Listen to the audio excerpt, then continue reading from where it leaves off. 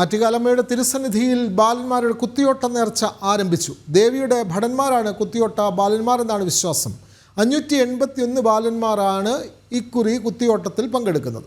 തുടർന്ന് 11:15 മണക്കാട് ശാസ്താ ക്ഷേത്രത്തിലേക്ക് ദേവിയുടെ എഴുന്നള്ളത്ത് നടക്കും. അതേസമയം ക്ഷേത്രത്തിൽ ദർശനത്തിന് ഭക്തരുടെ നീണ്ട നിരയാണ് ഈ സമയവും. വിവരങ്ങളുമായി പ്രശാന്ത് ശങ്കരമംഗലത്ത് ചേർന്നു. പ്രശാന്ത്, നമ്മൾക്കറിയാം ഭക്തലക്ഷങ്ങൾ പങ്കെടുത്ത ആറ്റുകാൽ പൊങ്കാല, അത് ലോകപ്രസിദ്ധമായ അമ്മയുടെ വഴിപാട്. അതിൽ പങ്കെടുത്ത ലക്ഷങ്ങൾ മടങ്ങിയിട്ടും അവിടെ ക്ഷേത്രത്തിൽ ഇപ്പോഴും ചടങ്ങുകൾ തുടരുകയാണ്. അവിടെ കുത്തിയോട്ട ചടങ്ങുകൾ പുരോഗമിക്കുന്നു. ഇത്തവണ തിരുസന്നിധിയിൽ 500-ലേറെ ബാലന്മാർ അമ്മയ്ക്ക് വേണ്ടി, അതായത് 600-ഓളം 581 ബാലന്മാർ കുത്തിയോട്ട ചടങ്ങിൽ പങ്കെടുക്കുന്നു. 11:15 മണക്കാട് ശാസ്താ ക്ഷേത്രത്തിലേക്ക് ഭഗവതിയുടെ എഴുന്നള്ളത്ത് നടക്കുന്നുവല്ലോ. കൂടുതൽ വിവരങ്ങൾ പ്രശാന്ത്.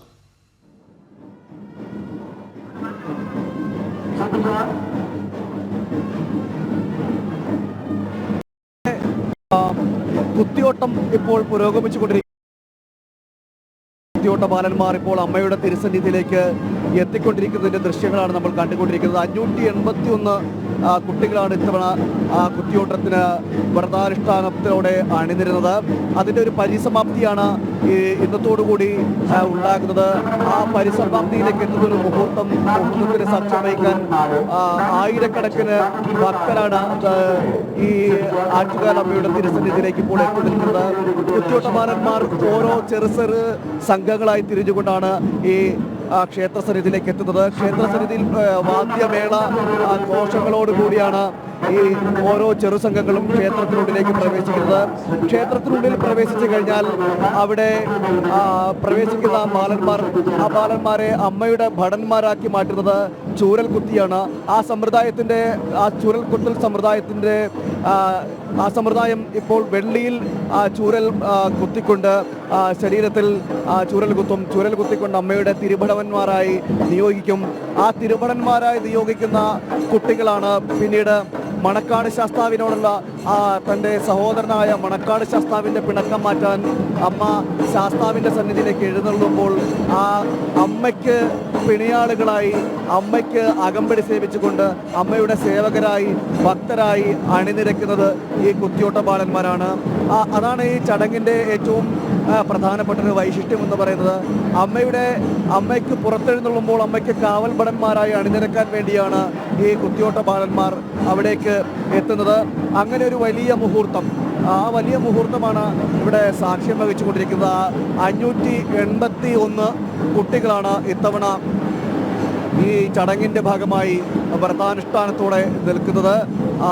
7 ദിവസം ഉത്സവം തുടങ്ങിക്കഴിഞ്ഞു കഴിഞ്ഞാൽ ഇതിന് ചടങ്ങുകൾ പുരോഗമിക്കും. കുത്തിയോട്ടം ആരംഭിക്കും. 7 ദിവസം ക്ഷേത്രസന്നിധിയിൽ തന്നെ കഴിച്ചുകൂട്ടി നോക്കുന്നത്. ആ 7 ദിവസവും രാവിലെയും വൈകിട്ടും അമ്മയുടെ തിരുസന്നിധിയിൽ ദർശനം നടത്തുകയും ചെയ്യും. അങ്ങനെ 1008 തവണ ഈ കുട്ടികൾ 1008 തവണ അമ്മയെ ദർശനം നടത്തും. ദർശനം നടത്തിക്കൊണ്ടാണ് ഈ ചടങ്ങിന്റെ ഭാഗമായി മാറുന്നത്. കഠിനമായ ഒരു വ്രതം, ആ വ്രത അനുഷ്ഠാനത്തോടു കൂടി തന്നെയാണ് കുട്ടികൾ നിലകൊള്ളുന്നത്. 1008 തവണ ദർശനം നടത്തിയതിനു ശേഷമാണ് തുടർന്ന് ഈ ഉത്സവത്തിൻ്റെ 9ാം ദിവസമായ പൊങ്കാല മഹോത്സവത്തിൻ്റെ അന്ന് രാത്രി ദിവസം ഈ കുട്ടികൾ കുത്തിയോട്ട ബാലന്മാരായി മാറുകയും അമ്മയുടെ തിരുസന്നിധിയിലേക്ക് ചൂരൽ കുത്തുന്നതിനായി പ്രവേശിക്കുകയും ചെയ്തത്. വളരെ ആചാരവും അനുഷ്ഠാനവും പൂർവ്വമായ ഒരു ചടങ്ങ് തന്നെയാണ് ഇത് എന്ന് പറയേണ്ടിയിരിക്കുന്നത്. കാരണം അത്രത്തോളം വിശ്വാസവും ഭക്തിയും ഒക്കെ ഇടകലർന്നൊരു ആചാരം കൂടിയാണ്. അതുകൊണ്ട് തന്നെയാണ് ഈ കുത്തിയോട്ടത്തിൻ്റെ പ്രാധാന്യം ലഭിക്കുന്നത്. ഈ ഒരു കുത്തിയോട്ടത്തിന്റെ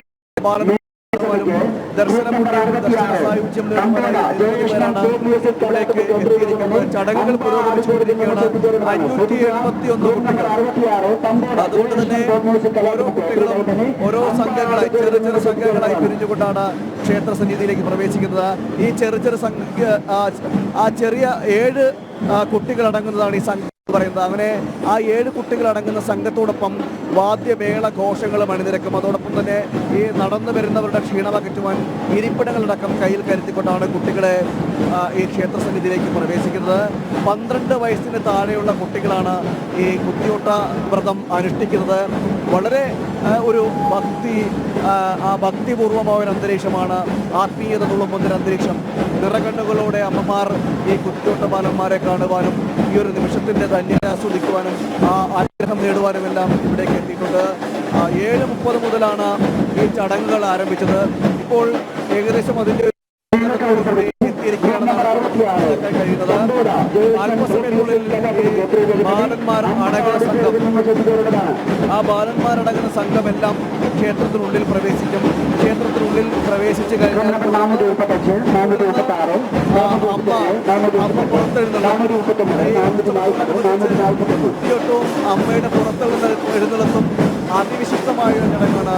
ഇതിൻ്റെ ഒരു ഐതിഹ്യം എന്ന് പറയുന്നത് ഈ അമ്മയുടെ സഹോദരനായിട്ടാണ് വരുന്നത്. അമ്മയോട് പിണങ്ങിയിരിക്കുന്ന മണക്കാട് ശാസ്താവിന്റെ പിണക്കം മാറ്റുവാനും അമ്മ ഉത്സവത്തിന്റെ പൊങ്കാല കഴിഞ്ഞ് മണക്കാട് ശാസ്താവിന്റെ തിരുസന്നിധിയിലേക്ക് എഴുന്നള്ളുന്നു എന്നതാണ് ഐതിഹ്യം. ആ എഴുന്നള്ളുന്ന അമ്മയ്ക്കൊപ്പമാണ് വാദ്യമേള ഘോഷങ്ങളോടുകൂടി കുത്തിയോട്ട ബാലന്മാരും അമ്മയുടെ ഭടന്മാരായി എഴുന്നള്ളുന്നത്. കൂടെ അമ്മയ്ക്ക് അനുഗമിക്കുന്നത് അമ്മയുടെ ഭൃത്യന്മാരായി ഭടന്മാരായി അമ്മയ്ക്ക് അകമ്പടി സേവിച്ചുകൊണ്ട് ഈ ബാലന്മാർ ഈ യാത്രയ്ക്കൊപ്പം നിലകൊള്ളുന്നത്. വലിയ ഒരു ഭക്തി ആ ഒരു അന്തരീക്ഷത്തിൽ വാക്കുരവയുടെയും താളമേളങ്ങളുടെയും വാദ്യഘോഷങ്ങളുടെയും എല്ലാം അകമ്പടിയോടുകൂടി ചടങ്ങുകൾ പുരോഗമിക്കുകയാണ്. ജനങ്ങളും ആ ഒരു ഭക്തിയിൽ അണിനിരക്കുന്നൊരു സാഹചര്യം, അണിനിരക്കുന്നൊരു കാഴ്ച നമുക്ക് ഇവിടുന്ന് കാണാൻ കഴിയും.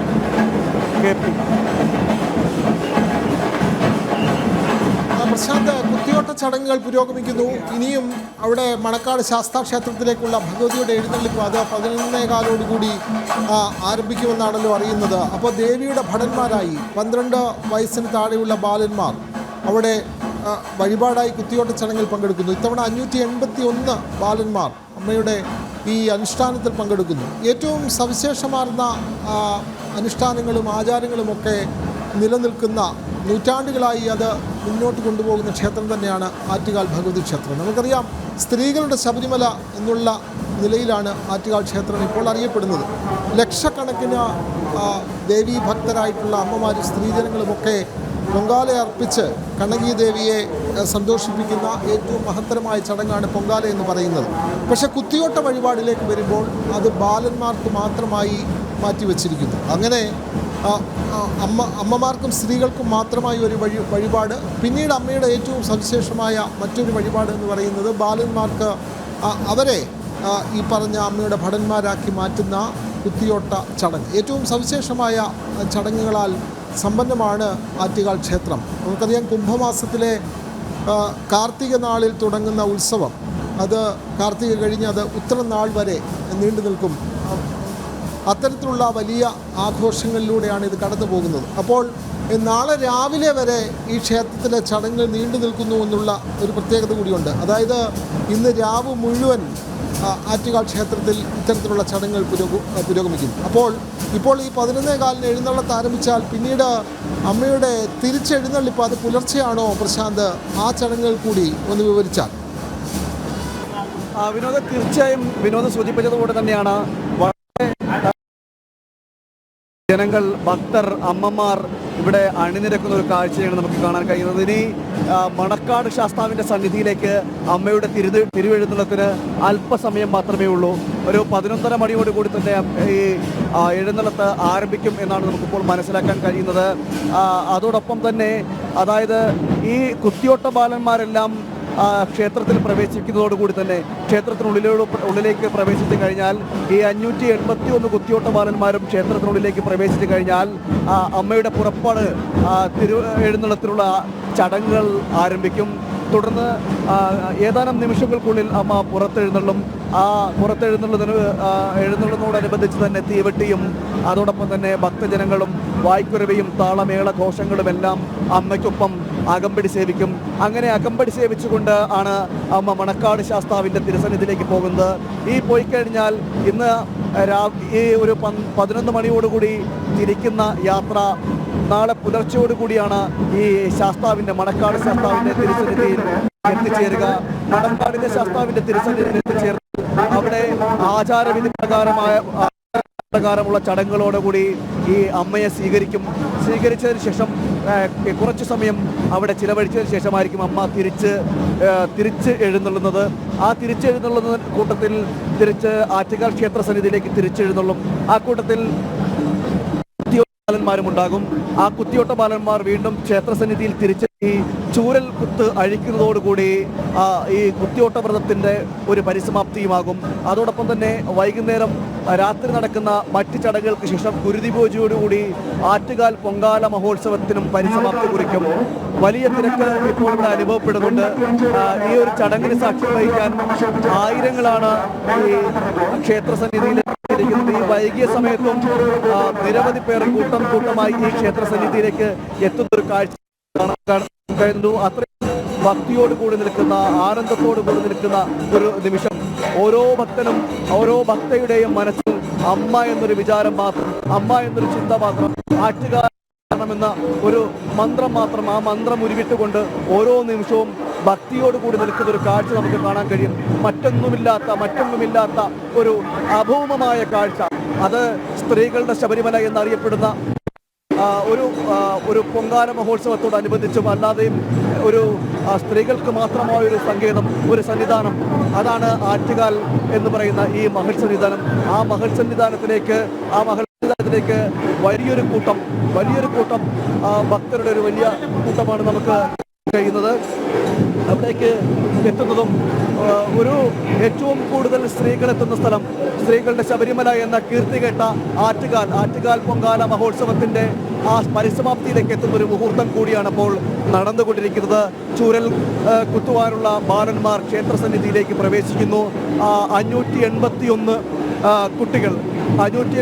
കുട്ടികളാണ് ഈ ചടങ്ങിന്റെ ഭാഗമാകുന്നത്. ആ ചടങ്ങിന്റെ ഭാഗമായി നിൽക്കുന്നത് ഈ 7 ദിവസം വ്രതാനുഷ്ഠാനത്തോടെ നിൽക്കുന്ന 7 ദിവസം, ആ 7 ദിവസം ചടങ്ങുകൾ 1008 തവണ അമ്മയെ തൊഴുത് വണങ്ങി പ്രദക്ഷിണം വയ്ക്കും. 1008 തവണ തൊഴുത് വണങ്ങി പ്രദക്ഷിണം വെച്ചുകൊണ്ടാണ് ഈ വ്രതത്തിന്റെ പരിശ്രമം നിൽക്കുന്നത്. ഇപ്പോൾ ഓരോ കുത്തിയോട്ട സംഘങ്ങളും ക്ഷേത്ര സന്നിധിയിലേക്ക് എത്തിക്കൊണ്ടിരിക്കുന്ന ഒരു കാഴ്ചയാണ് നമുക്ക് കാണാൻ കഴിയുന്നത്.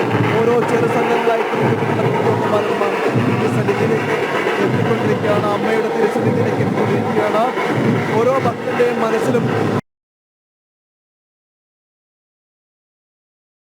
ആറ്റുകാൽ ക്ഷേത്രത്തിൽ നിന്നുള്ള തത്സമയ വിവരങ്ങളും ദൃശ്യങ്ങളുമാണ് നമ്മൾ നൽകിക്കൊണ്ടിരിക്കുന്നത്. പ്രശാന്താണ് വിവരങ്ങൾ നൽകിക്കൊണ്ടിരുന്നത്.